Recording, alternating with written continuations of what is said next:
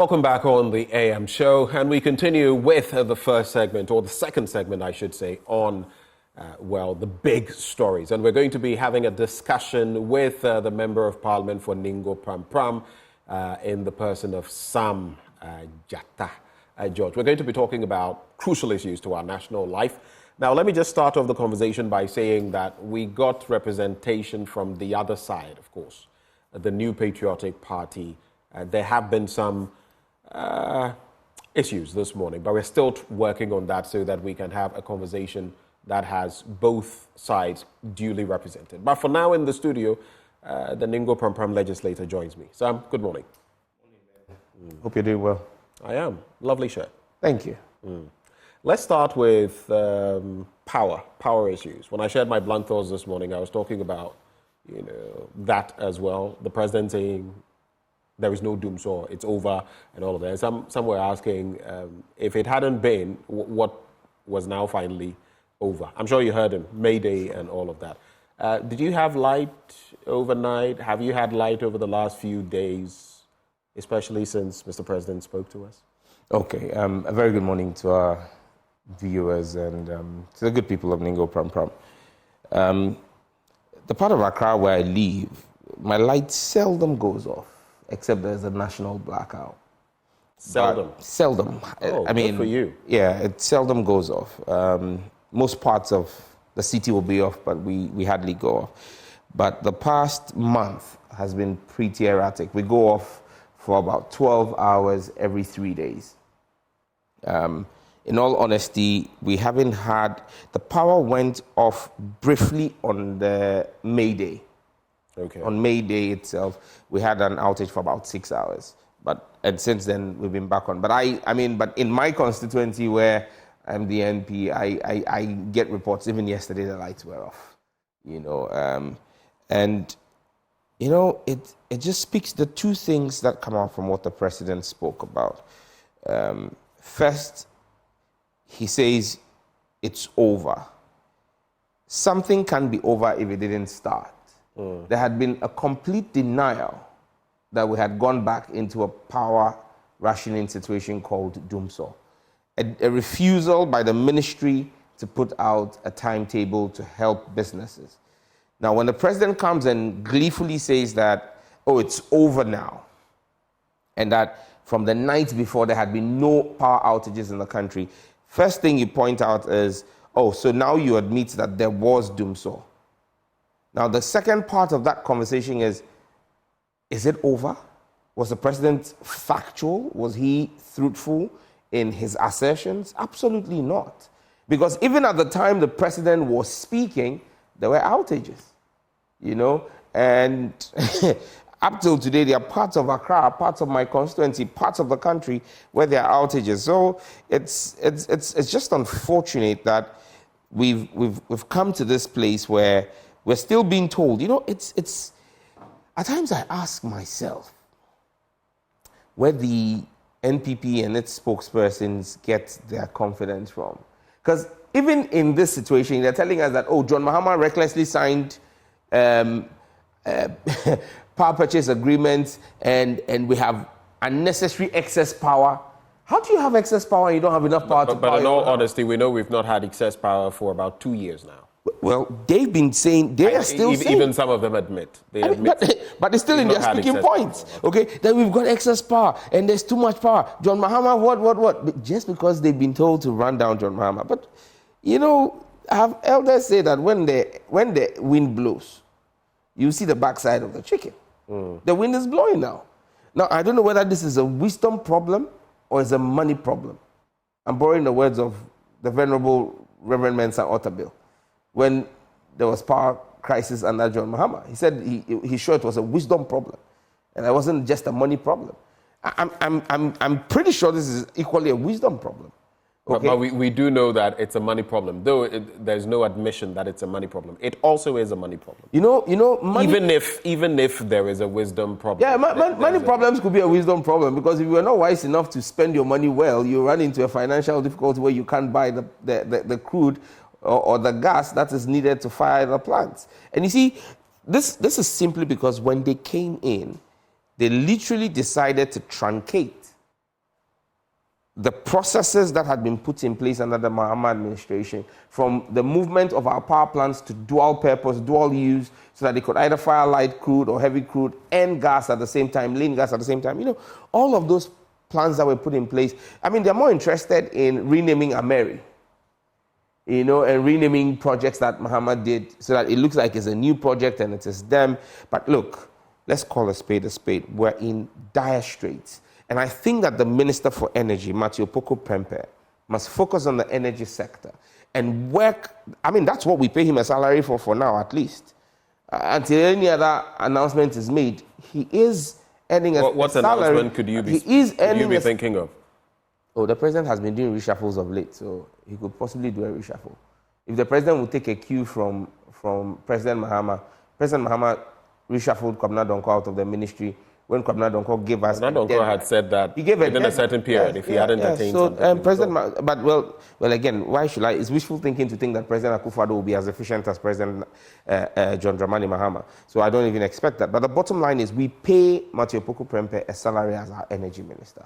We're in this crisis. The energy minister has not addressed the nation. No. He's not done a meet the press to give us an update or anything. I think the last time he was supposed to be in Parliament, and is Herbert Krapper who's taking to issuing statements and saying that, oh, this will happen soon. Look, what is the problem? What steps have been taken? It's not for the vice president on his campaign trail to say, oh, in a matter of days. He says it's in a matter of days. Then 3 days later, the president comes and says, oh, it's over. I mean, they're speaking from all sides of their mouths. And there is absolutely no consistency. And the power is still going up. And you know, 2 days ago on another radio station, it was heartbreaking listening to an ice kenke seller. And you see, Benjamin, this is the reality of the Ghanaian people. You are a blessed man. And I consider myself equally very blessed. But the majority of our country is not as blessed as we are. This woman was literally on radio in tears because 100 Ghana cedis worth of ice kenke that she had done, because she didn't have a power shedding timetable, had been destroyed, had been messed up. It had gone bad. Gone bad. And that was her capital. You know, and why I say you're blessed and I'm blessed is because you would go to some of the restaurants me and you may go and sit in 100 Ghana cedis, can't pay for one meal. But that's the entire capital of someone's business. And she takes care of her children from that. And this is the insensitivity of government. And that's why we're not saying that, look, and let's get this right. I'm not saying that, oh, Dumso has come, so Nanado. I'm not going to play the politics of the NPP because as part of the NDC government where there was Dumso. I'm just saying that let's be responsible as government. And that's one thing you can't take away from John Mahama. Apart from the fact that John Mahama fixed the problem he met, it wasn't his creation, he met it, but the point is, they gave us a timetable. When you were leaving home, you knew when your power was going to be on and when your power was going to be off under John Mahama. So you could plan your life. Today you can't. I've seen stories on Twitter and people speak about how they're supposed to be working from home. They don't have power. They move from home, sit in traffic to a friend's place thinking there is power. They get there, there's no power. They are basically trotting from one spot to another because you don't know where there is power. We're just simply saying that, look, we understand. You've messed up the situation. You were giving a situation. Look, and let's call a spade a spade. Since 1998, and take this, and your production team can go and check it. Since 1998, this is the first government that was handed over power, political power, without a deficit in electricity generation power.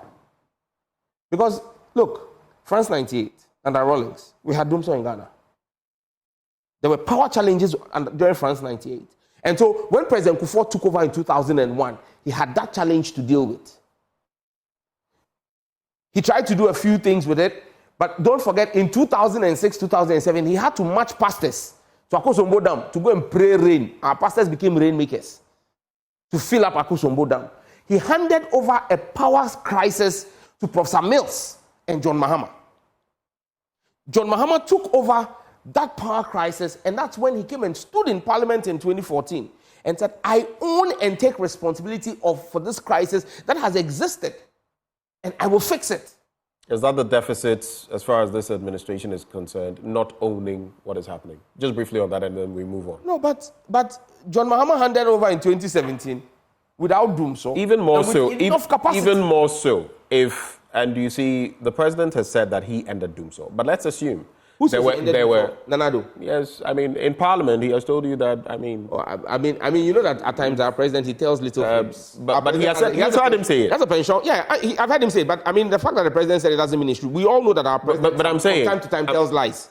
So we've accepted that. Well, I don't know, but I'm saying that if he ended it, and now he's saying that it never existed, and all of that, at some point there must be some admission, right? But there's no admission that. It takes. If you say that you handed over that to them, and now there is even no admission that there has been doomsor, then it doesn't corroborate what you're saying. There's been no admission. It just speaks to the integrity deficiency in the president, and that the president's words cannot be taken for fact. Because this is a president who claims that there was no doomsor, that there has not been any power crisis, yet turns around on May Day and says, I have ended the power crisis. How do you end something that doesn't exist? And that's why I said, look, from time to time, we've all come to accept and know that the president and his vice, occasionally, I mean, from time to time, they tell lies. It's one of those things we've come to accept as. Do you have proof of that? Do you have evidence of it? The president promised MPs and Ghanaians that he was going to give us $1 million per each constituency every year. $7 million. This year should have made it $8 million. Do you know any constituency where the president has given them even $100,000? Have you seen projects? Have you seen projects in your constituency?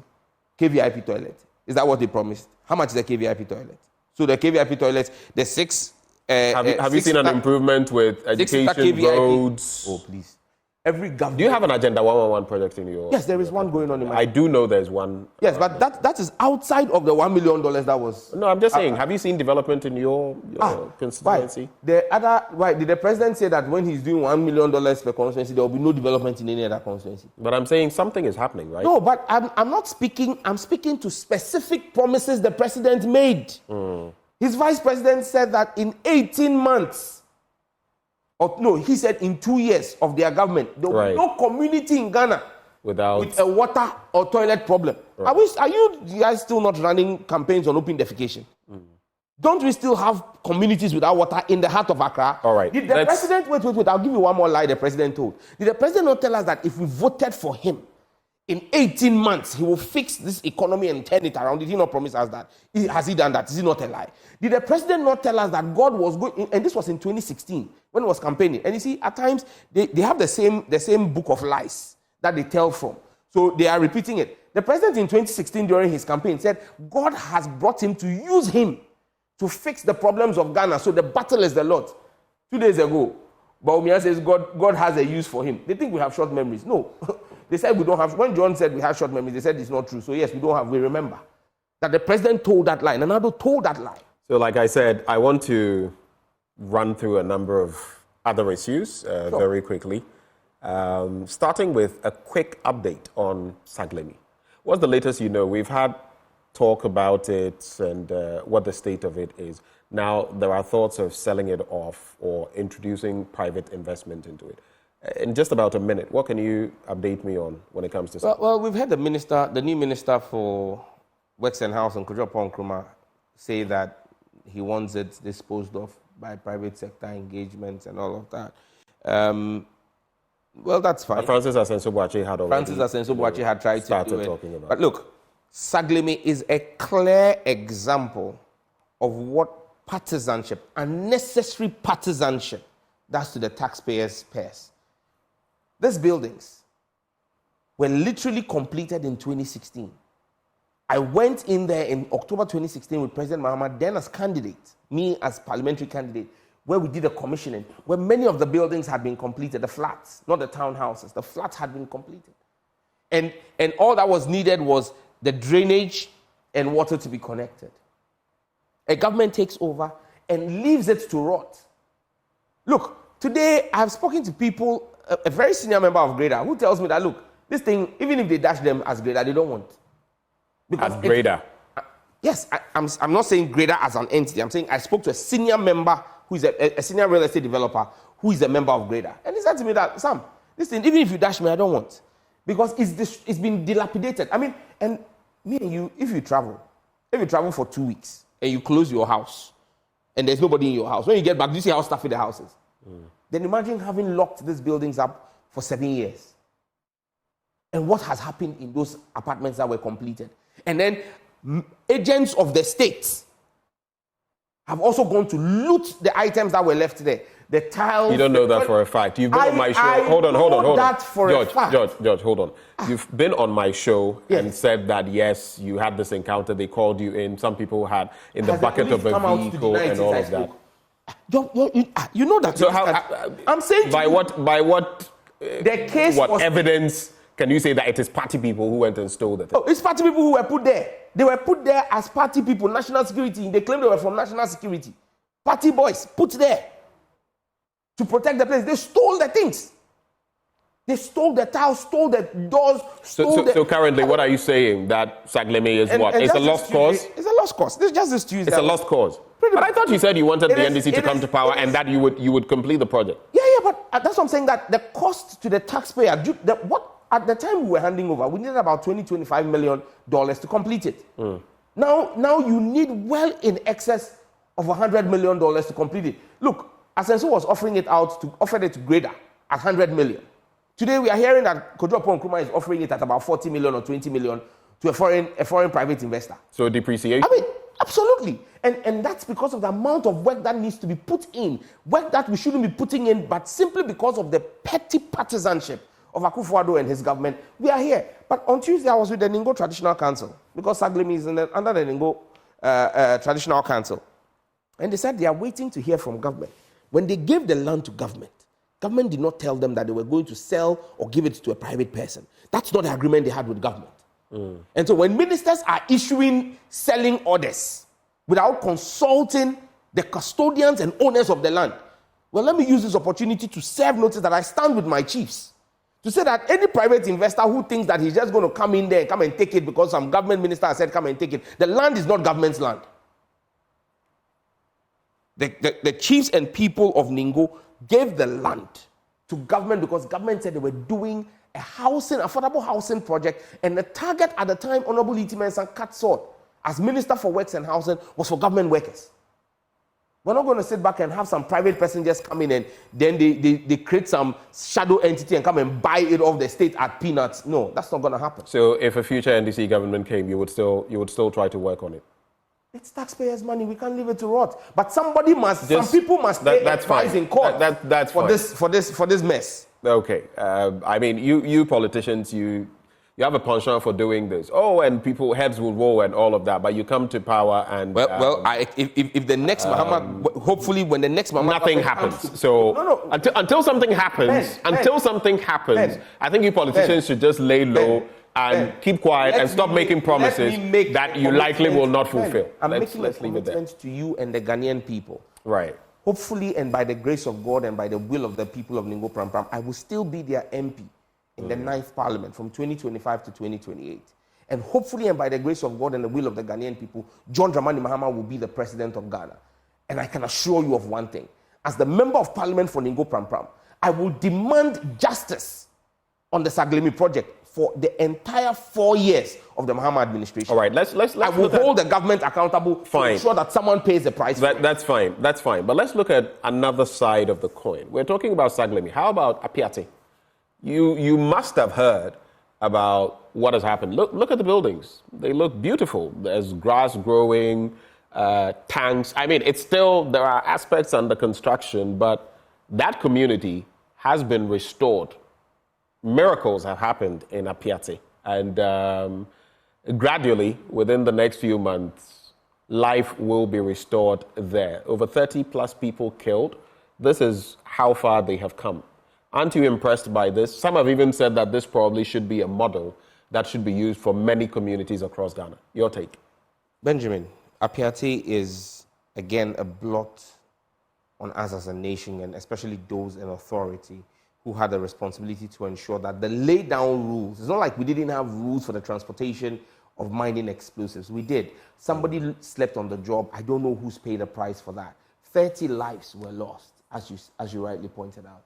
It's heartwarming to see these new buildings. And I must give credit to corporate Ghana and the ministry that oversaw, and there was...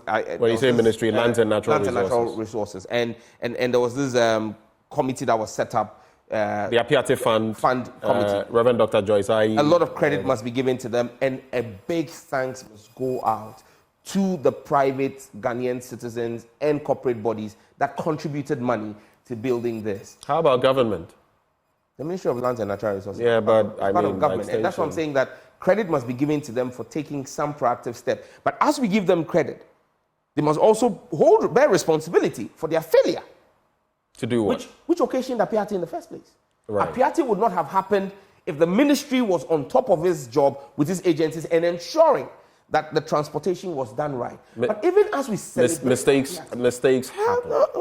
And we flogged that horse. And that's what I'm saying. And no, I'm saying that, do you know who has paid, who has been held responsible for that? Who has been held corporately or vicariously liable for that, for the loss of 30 lives? Are you aware of anybody who's paid in? We have asked those questions in the past, but we do not know. Absolutely. That's the point I'm making. We can't continue business as usual, and everybody knows that even if I sleep on my job, Ghanaians will forget about it. You want to but there were consequences for the mining companies. You do recall. That's the mining company. You've punished the mining company. Are you not punishing the person who was supposed to supervise that mining company and failed to? Those are questions. Let me just... As we congratulate the reconstruction of Apiate, I come back to the point that it is sad that almost a year on, the people of Mepe and the people of the Volta region, the people of Pu along the Volta, and as far as Buipe, who were all affected. And again, I have put out,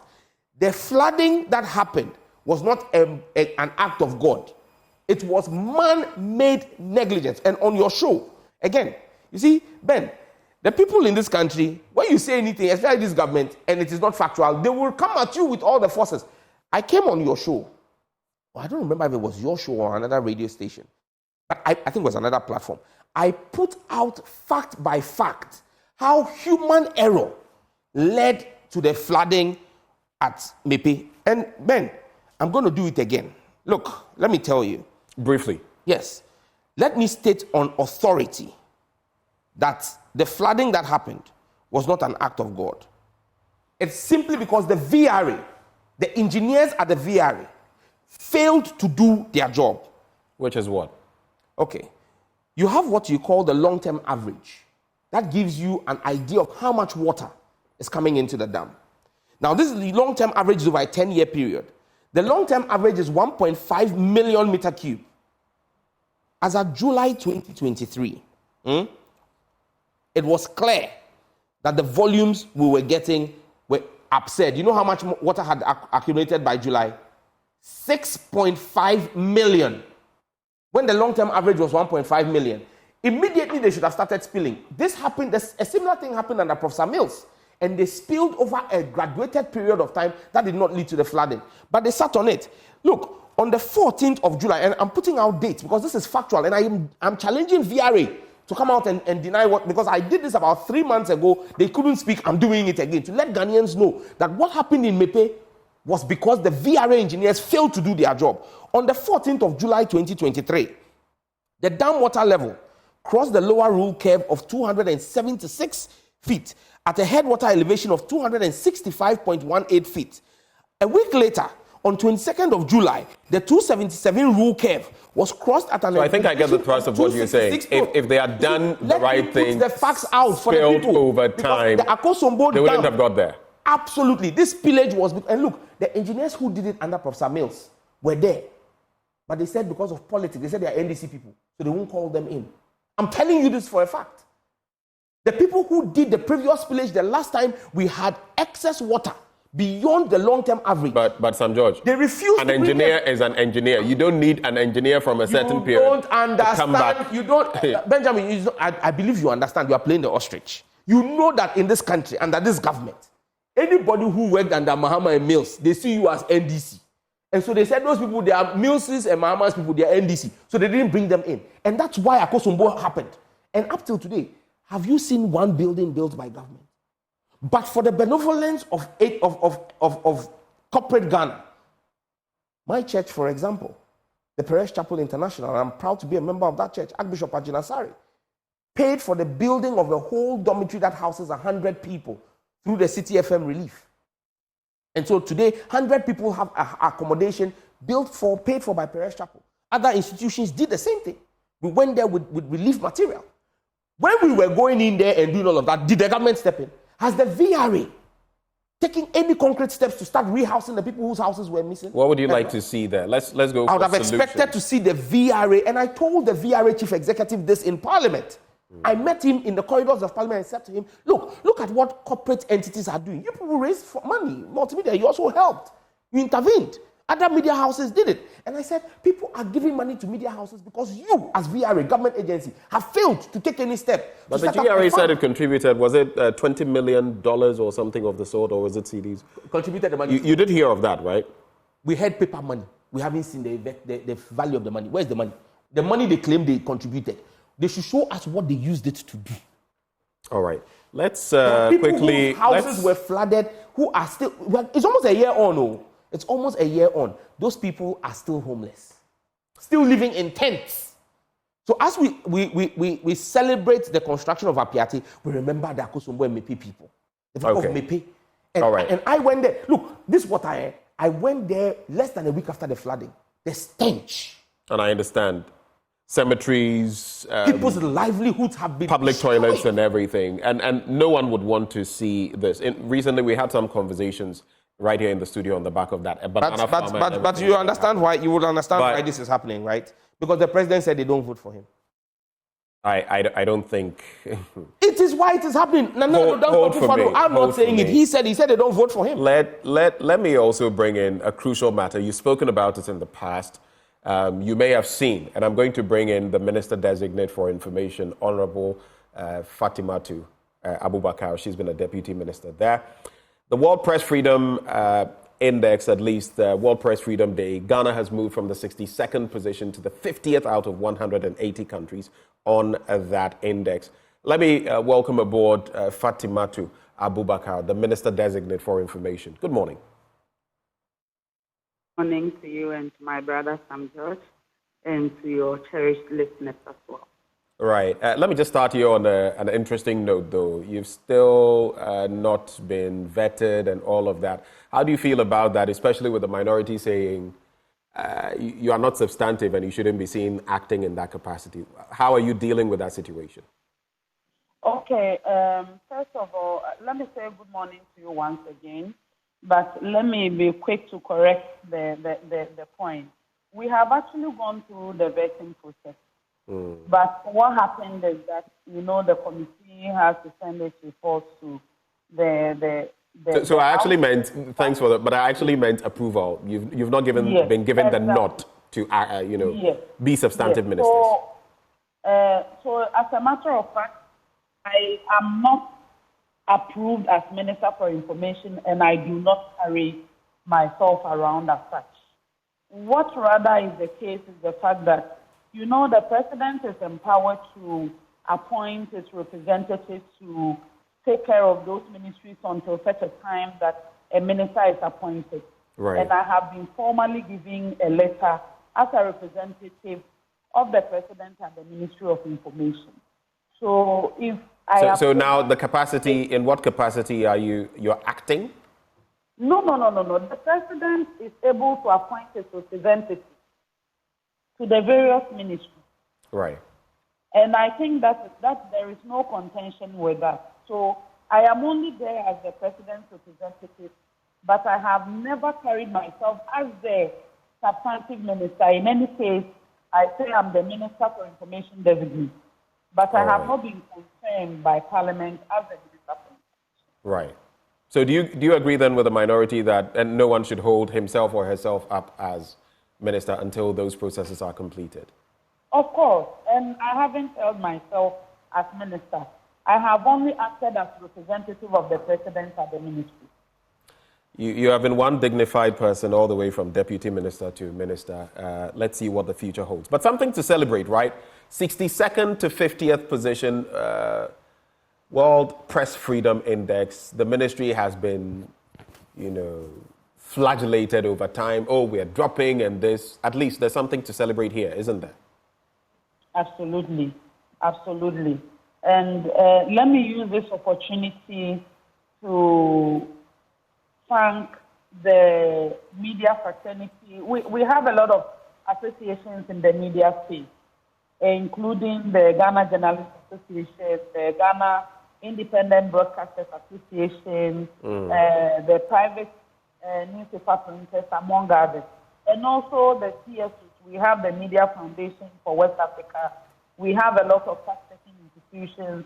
CDD has been working closely within the media space as well. And then, of course, to our Parliamentary Select Committee on Communications.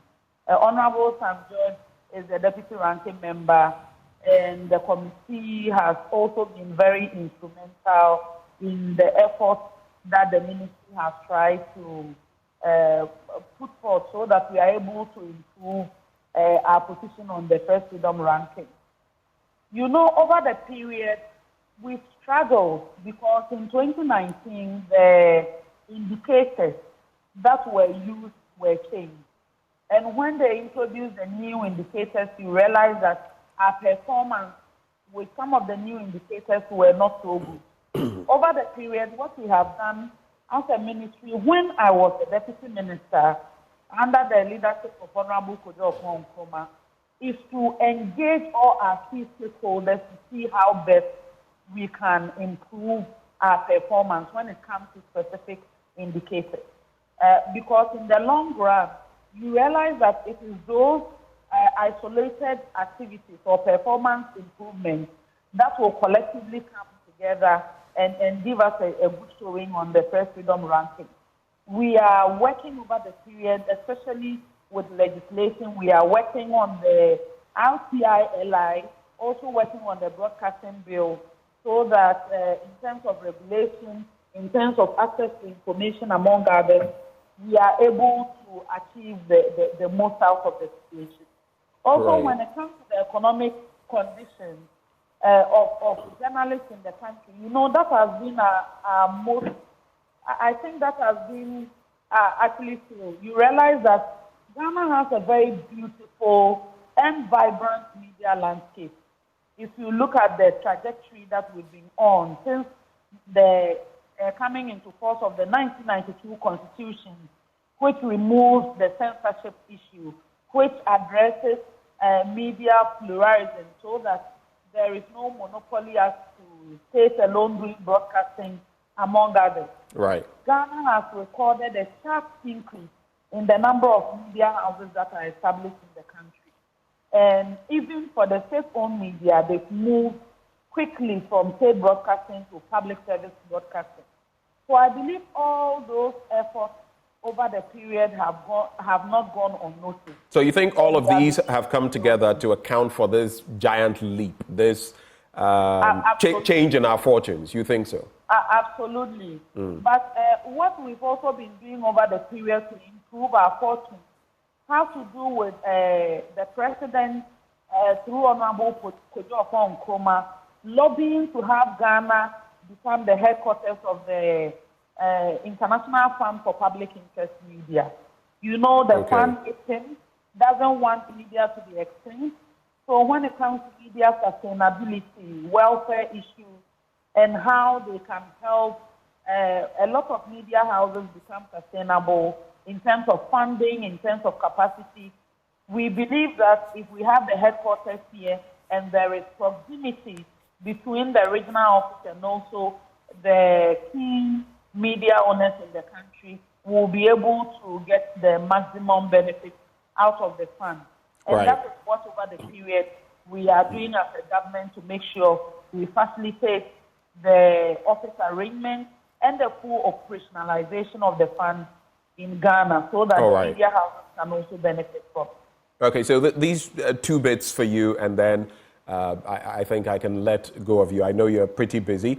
What can we expect on the back of this? What measures are we going to put in place to ensure that we can improve even further on the Press Freedom Index? And a thought that just came to mind. The previous bit I asked you about being a minister designate. Does it impede your work in any way? Are you really looking forward to becoming the substantive minister? In other words, are you impeded in any way because you've not been approved and maybe some things you can't do? A quick thoughts on that, and then I'll let go of you. Okay, so of course, if you are a minister designate, you are just in waiting, hoping to be approved. You are not entitled. It is not a guarantee. So until such a time, if there are some actions, some documents you are supposed to sign, a lot of things you are supposed to do at the place, it becomes an impediment. Because so it's affecting your work, basically. Of course it does. Mm-hmm. But you also asked about the specific activities or efforts that we are putting in place to ensure that we don't drop. And most significantly, what we are trying to do this year has to do with legislation, how we are putting things together to go before the parliamentary committee and subsequently pray that we'll be able to lay the broadcasting bill this year. I think it's a bill that does not have a lot of contention. If it comes on board, it will help a lot in terms of regulating and filling the kind of loopholes that we have within the media space. I think it will go a long way to also improve our fortune. And as I mentioned, we are looking at how we can make the media sustainable in the country. Is it sustainable to have 550 media houses for a country with a population of 32 million? We continue to engage and participate in all the dialogues that seek to bring some solution and some critical matters to bear so that the stakeholders will take the issue seriously and see how best we can work together to improve the fortunes of media practitioners. Right.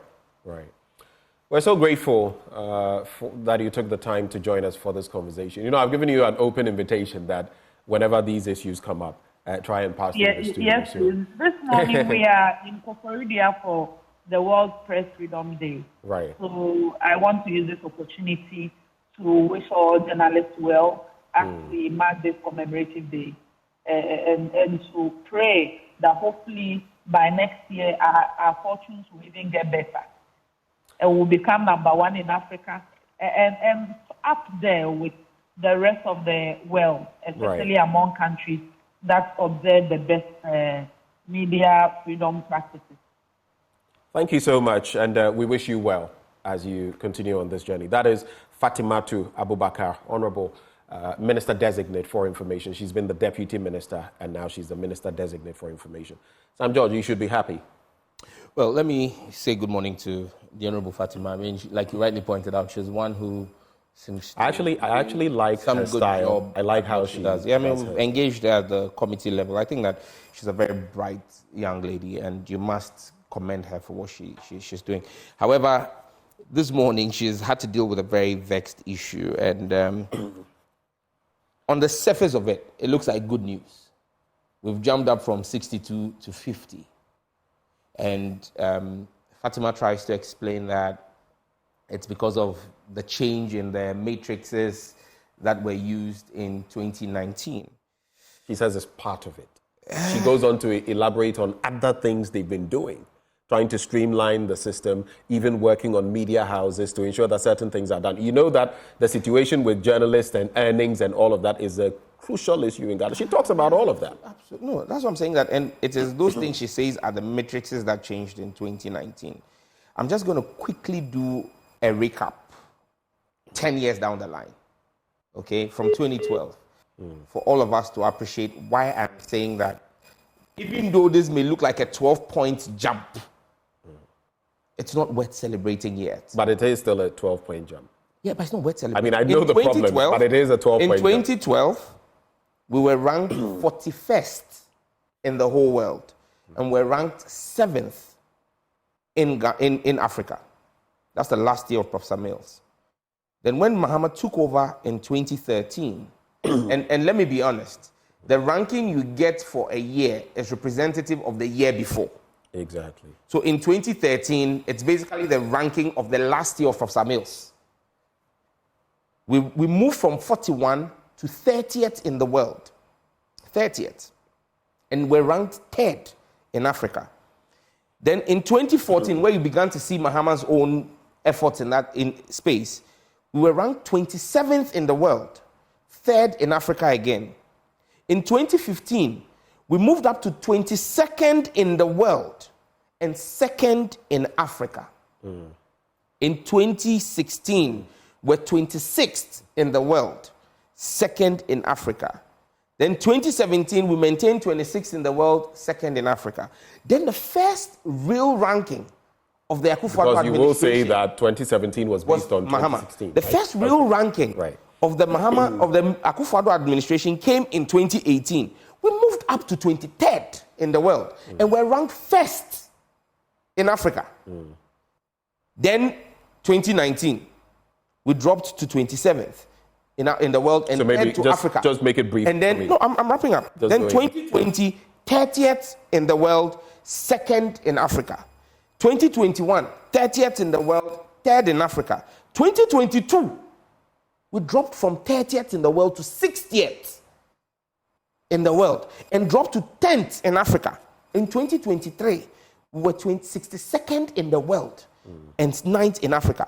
Now, this is the reason why, when the matrices were changed, these are the reasons that were used. This introduced 10 different categories: killing of journalists, kidnapping, unwarranted sentencing, physical attacks, arrests and detentions, threats, media shutdown, suspension, bans, and seizure or destruction of journalist equipment. And now, if you want, I can then give you the years. We can't. No, I can give you all of these instances, these 10 matrices. How in 2021, 2022, 2023, we fared. I mean, you remember the Caleb Kuda incident. You remember the Modern Ghana guys. You remember the break-ins at I remember so many of them. I remember those XYZ. are the things but that have led us to where we are. It's not about remuneration per se. So I get no. So I'm my saying point- that it's a conglomerate of issues. But Sam John, let me make this point. The point is, we may have plummeted. The point I'm we trying may to make have is that plummeted from even 30th. this best performance, it's not half as good as the worst performance of Mahama. But the 50th that we are at is not the best performance of the MPP. It is not. Absolutely. You just mentioned the 23rd placement and 1st in Africa. But Yes. the point I'm trying to about make, today. Sam George, let me do this. The point I'm trying to make. That's what I'm saying. We can't celebrate is this. that if we plummeted from 30th Yes. to 62nd, Yes. a difference of 32 Yes. points, Yes. and we've clawed back from 62nd, we didn't go further down. We've clawed back from 62nd to 50th. We've gained 12 out of the 32 points we lost. So we have a 20% deficit. Is it not something to celebrate? No. You see, and that's the deception of the MPP. And that's what they're doing to us, not just with press media freedom, but in everything. We hand over a country to you. We are at a certain pedestal. Then you destroy it and send it so down. Then you claw a little back, then you say, hey, muntu nyum frame. Mumbo misramane. We should praise you. It's the same way we gave them dollar at 4 cedis. Today, dollar is 15. They say, hey, it's not that bad. Our depreciation is better than yours. They say their doom so is better than Mahama's own. It's the same way. A gallon of fuel under Mahama was 14 cedis. Today, a liter under them is more than 14 cedis. So, Benjamin, we would celebrate them if they take us beyond where we handed over to them. We handed over a country that was 27th in the world and 2nd in Africa to them.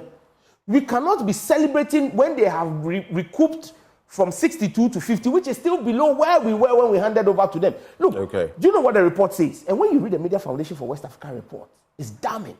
A country like Burkina Faso, that has a military ruler, that has expelled international journalists, that has banned the retransmission of foreign news. In Ghana, we still have BBC, RT, Radio France International. We've got VOA all transmitting. Some of you retransmit DW. Burkina Faso has banned all of that, yet Burkina Faso is ahead of Ghana. Niger is a military junta. Niger has suspended their parliament. There is no parliament in Niger. Niger is ahead of Ghana. So finally, there's nothing to celebrate. That's what you're saying. How can we celebrate mediocrity? All right, let's make tracks. They should take us back to our days of 27 and of being number 1 and number 2, then we will celebrate. Let's run through a few more issues and then we shall draw the curtains on this. Now, we know that the majority has requested that the Speaker of Parliament cause Parliament to be reconvened or to address some urgent government business, and the Speaker has 7 days to recall the House. I bring that in respect of the different dynamics of the legislature, the executive, the back and forth, and the LGBTQ bill. Is that bill in limbo now? Well, and you know, in recent times, let me just add, the European Commission, one of those, I've just forgotten his name, saying that, it will not be approved. It will not be given assent to by the president. That means your work is basically going down the drain. Oh, no, it won't go down the drain. And I'm confident about that even if Akufo-Addo chooses not to sign, the next president of Ghana will be forced to sign. And will be forced to sign? Yes, and even Akufo-Addo will be forced to sign. Look. Akufo-Addo will be forced to sign a bill that he has refused to sign. He's not giving you any reason. It's ended up in court. You're saying he'll be forced to sign it. The Constitution knew we will be handed a tyrant and a despotic president like Akufo-Addo. Why do you call him that? Who has absolutely no regard for the will of the people. The will of the people in this country, in our whole democratic dispensation, is expressed by Parliament. Because Parliament is the only true representation of the will of the people. 275 people elected by the 33 million to represent them in Parliament. There is a unanimous vote of Parliament that says that this is what we want. You know, recently the High Court gave a judgment that said even though Roxanne Dafia-Mekpo's application of mandamus met all the thresholds, and I've just read the ruling, very interesting, because of the Supreme Court case. Look, let me use this opportunity to talk to the Chief Justice. And people think that we cannot criticize the judiciary. Who says we can't criticize the judiciary? The judiciary is paid with our taxes. If you can criticize the president and criticize the speaker, why can't you criticize the Chief Justice? The judiciary is not law unto themselves. And let me speak to the Chief Justice. Madam, you are a Christian. You go to ICGC and you preach in Tema. Reverend Kujo's church, you preach there. And I'm expecting that you will walk your Christian faith. If everybody is afraid to talk to you, I will talk to you as a Christian. Because listen, the president had a meeting last week Monday. He had a meeting last week Monday in the Flagstaff House with Nana Asante-Bedi Otuo, the Deputy Attorney General, and some members of the coalition that worked with me. And at that meeting, the Deputy Attorney General had the effrontery to tell the coalition that the Richard Sky case... Alfred Tiayebwa? No, the woman, the lady. Okay. Isn't it Abina Dapa also? Right. She had the boldness to tell the coalition that the Richard Sky case and the Amanda Odoi cases would not be called by the Chief Justice till next year. Now, this should be a cause of worry for all Ghanaians and anybody who watches our democracy. That a Deputy Attorney General is confident and bold enough to tell members of the clergy that she knows when the Chief Justice will be scheduling cases before the Chief Justice. Why? Is the Chief Justice working for the Flagstaff House and the Attorney General? And I'm expecting the Chief Justice and the judiciary to respond to this. I am stating on authority that on Monday, last week Monday, not this past Monday, the upper Monday, I think the last Monday was 23rd or so, that meeting held in the Flagstaff House, in the Jubilee House, late in the evening, on Monday 29th or 23rd, Monday 22nd of April. Okay. How the Deputy Attorney General is now telling us that she knows when the Chief Justice will be calling cases. That's why the Chief Justice, and the Chief Justice sits there and gives credence to this by allowing But how is she giving credence to that? This person told you this. People of religious faith. There is a ruling yet to be given by the court, the apex court, and you say she's giving credence to it. Richard Sky filed his case before Roxanne Dafia-Mekpo filed his case. The Chief Justice jumps all of those ones and calls Dafia-Mekpo's case and dismisses it, and yet has not called Richard Sky's case.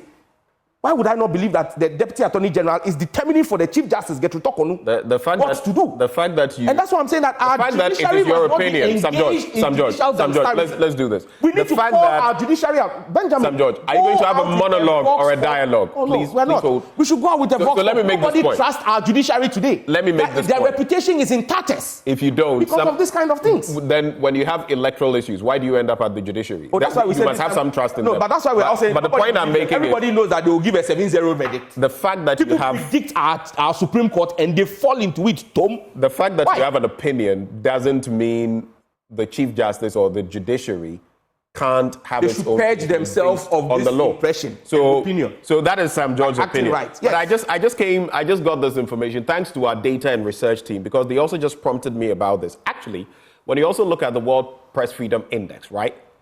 And thank you, Anthony Menu. I have to give you your props. If you look at the contributors and indices, right? Political, actually, in 2024, our scores, apart from one, all the other areas we have diminished. So political in 2023, the score was 61.88, so from 2022. In 2024, our score is 59.5. On the economic front, 47.94 in 2023, 47.92 marginal in 2024. Legislative, 79.62. It's now 74.41 in the latest one. Social, 79.98. It's now 73.41. It's only on security that we've made gains. 61.25 in 2023 and now 82.94 in 2024. So that's actually the only one where we've made an increment. Because he learns everything I said. I just brought that in. It's a fact. Relax. Let's quickly look at this as well. So, are you optimistic that just to wrap with LGBT? Yes, and I'm saying that whether the Chief Justice and the judiciary choose to be in the pocket of the executive or not, the Constitution. You don't have any. I have not said they are. I said if they choose to. See, I use my words very carefully. But if they choose to, but you have. They can choose not to. It's suggested. They can choose not to. They can choose to. It's their business. But as members of Parliament, we also have a constitutional mandate where I can table that bill and pull for a 2/3 vote in Parliament. And that's what I'm saying. You think you'll get the 2/3 vote? Oh, wait, we'll get there. We had a unanimous vote the last time, didn't we? You would see where we'll go again. It was unanimous because people were not allowed to vote in secret. No, and who would have dared? When the speaker asked? When the speaker asked anybody stand up to go against it? Did you see? It was because of certain reasons. No, Benjamin, and that's what I'm saying. The 2/3 vote is not a secret vote. The standing orders of Parliament are clear. You only have a secret vote on 3 occasions: when you are electing a speaker, when you are approving a minister, or when you are removing a minister or the president from office. Those are the only times our votes are secret. Every other vote in Parliament is an open vote. But there are other ballots where, there have been debates on whether it should be secret or not. It won't change because our standing orders are our standing orders. The standing orders are clear. So check. Every time we've had a secret ballot in Parliament, it's either for the election of the Speaker or the approval of ministers or the removal when we did the censure of Ken Ofori-Atta. That's it. Okay. So that's what I'm saying, that whether the executive and the judiciary choose to go into an illicit love affair, Parliament would carry on the will of the people of Ghana. All right. So you are expecting but they must purge themselves. They must purge themselves. The Chief Justice must show us that what the Deputy Attorney General claimed in that meeting at the Flagstaff House is not true by calling the Richard Sky case. Why is she holding on that case? What is holding her back? Let's talk a bit about election 2024. Walk her face. Election 2024. We have limited time. If you want to help us address them, then I suggest that you make your submissions bite-sized. Election 2024 is coming. Some people feel that the EC must be above the board, and in fact, all of us do. But there's that issue with the BVDs and BVRs, and some being let out that your end, the minority has had to complain, lament about when it comes to IPAC. Tied to that are the happenings of Ejiso. You did not contest there, but we saw that incident with Professor Kingsley Nyako in Semenfua. What is the correlation as far as the EC and the political dynamics are concerned? Your thoughts? The Electoral Commission has a responsibility to purge itself of the perception of bias by its actions, not by its press releases. The Electoral Commission has given multiple explanations, each contradicting itself, on this issue of BVDs. And the Electoral Commission has not been able to respond to the critical issues raised by Imani Ghana, not even the minority, Imani Ghana, on the disposal of those so-called BVDs and the processes by which they were done. I mean, those BVDs are not old newspapers that you are selling to Kofi Brookman sellers, vendors. No. In the past, do you know how they've been disposed of? Quick question. In the past, do you know how they've been disposed of? Well, not in this manner. Do you know? As far as I'm aware, I'm not aware that any BVDs had been disposed. Because don't forget that the first time we did biometric was 2012. And it is those machines that are being disposed of. So this is the first time it's happening. Because they say it's the 2012 BVDs that are being disposed. And that was the first time we actually did the biometric verification the way we've done it. So it's not like there's been an antecedent. This is it, you know, and the Electoral Commission and its posturing and its behavior, like Professor Jane Nana Opoku-Agyeman said in her speech at her outdooring, where she said to the EC, it is in their own interest to act in the interest of democracy because we will not countenance any acts of bias by the Electoral Commission. And you see, again, if Ghana was a functional country, my colleague Honorable Kingsley Nyako by now should have been invited and arrested by the Office of Special Prosecutor. Who? Kingsley Nyako. Your colleague, Yes. the Kwadaso legislator. Yes. He should have been what? Arrested by the police. By the Office of Special Prosecutor. Because the law gives the OSP the power to do this. And you've seen the OSP invite parliamentary candidates who gave money to delegates who have come out to say they gave X amount to come and prove how. How is it? And again, kudos to Joy, because it was your cameras that captured it. Your reporter was giving the story and we saw it happen on your... I say it was fortuitous. It was by chance. No, but I'm saying kudos to you. But we got it. Yes, we got it all the kudos to same. you. If it wasn't for your reporter doing his job and filing his report, we wouldn't have seen it. If you had chosen... And the cameraman also. Yeah, the cameraman and all. So, I mean, because there we saw it on tape. And now he says he was handing over water to them. What? Does he work for Ghana Water? I don't know about handing over water. He said what he gave to them was for water. He said, I mean, we had an interaction with him. He said it was for lunch. What, now he's a caterer? So that's it. Is Kingsley Nyako a caterer? Is he the one sharing food? He says he gave it. He says it. I mean, people have spoken to us, and it's a cultural thing. You all do it, don't you? Is he the one? You politicians, you all do it from the NDC side. Sometimes you even give food to the other side, don't you? Benjamin, this is a behavior in the media that at times worries and affects the national discourse. I am just saying what you when we have a person caught on tape doing something that we all agree is wrong. Let us not say, NDC, QFZ, they all do it. No. I give food. I don't give envelope. When I come there, I feed my agents. And we provide food for everybody. Police, MPP, everybody who is at the polling station. My team provides food, not envelope, food. We give them food. You were saying the money was for the food. You believe that lie? Okay, so let's do this thing. Benjamin, are you looking before God, your creator, and telling me that you believe that childish lie? I don't think it's about what I believe. It's about what he said. It's about what the facts are. Okay, so just leave us with this. We can't go into Cecilia Dapa because but are you disappointed about the AG's directive to Yoko and, you know, the NCA and the internet cable cuts issue? This could happen again. In terms of the infrastructure, what are you expecting to see on that? Are you disappointed no real moves have been made on that front? We have a minute. The infrastructure for telecoms are huge. And again, like I keep saying, what we need to do as government is lobby more cables to land in Ghana. I mean, what happened the last time... So are you going to lobby? Trust me, is a once-in-a-lifetime kind of thing. But we must learn and build redundancies. We must have more cables landing. It's not me to lobby. It's the Minister for Communication who is supposed to lobby, and the NCA and government to bring in those cables. Because I won't sit here and ask government to build those cables. Those cables cost about $14 billion All right. to do, so we can't do that. On the Cecilia Dapa case, it is most... But do you have any updates on the repair work?